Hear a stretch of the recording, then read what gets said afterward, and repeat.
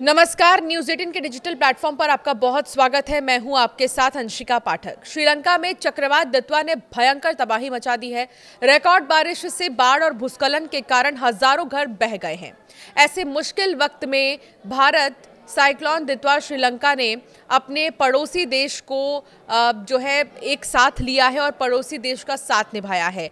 भारतीय उच्चायोग ने कोलंबो के भंडार नायके अंतर्राष्ट्रीय हवाई अड्डे पर तुरंत आपातकालीन हेल्प डेस्क खोल दी है।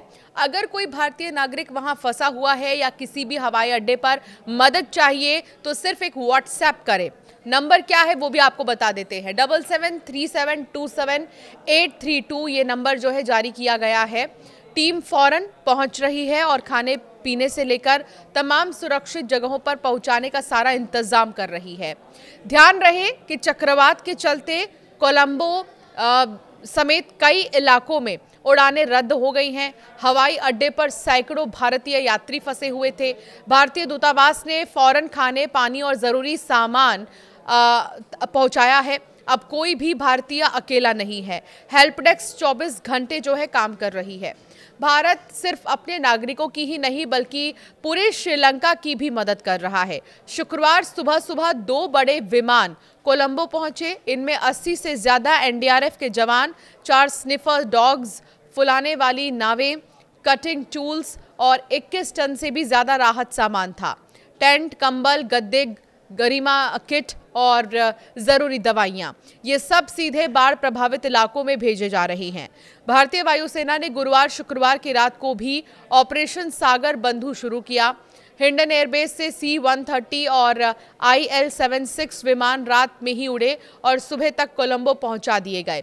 कमांडेंट PK तिवारी की अगुवाई में एनडीआरएफ की टीमों ने जो है दोनों ही टीमों ने श्रीलंकाई सेना के साथ मिलकर राहत और बचाव कार्य शुरू किया। भारत ने कुल 4 एनडीआरएफ टीमें श्रीलंका भेजी।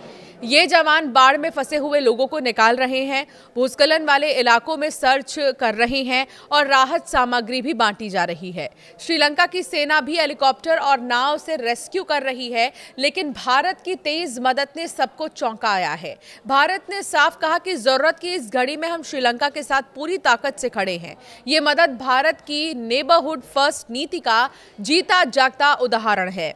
जब भी पड़ोसी मुसीबत में होता है, भारत सबसे पहले दौड़ता है, चाहे मालदीव हो, नेपाल हो या अब श्रीलंका।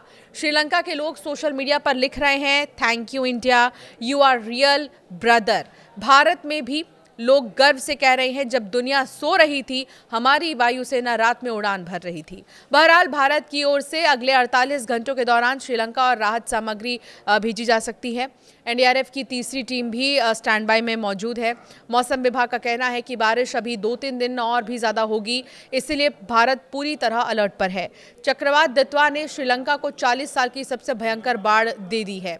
कोलंबो में कई जगह सड़कें, नदियां बन चुकी हैं, स्कूल कॉलेज बंद हैं, बिजली गुल है और लाखों लोग बेघर हो गए हैं। भारत की ये मदद वहां के लोगों के लिए उम्मीद की किरण बन गई है।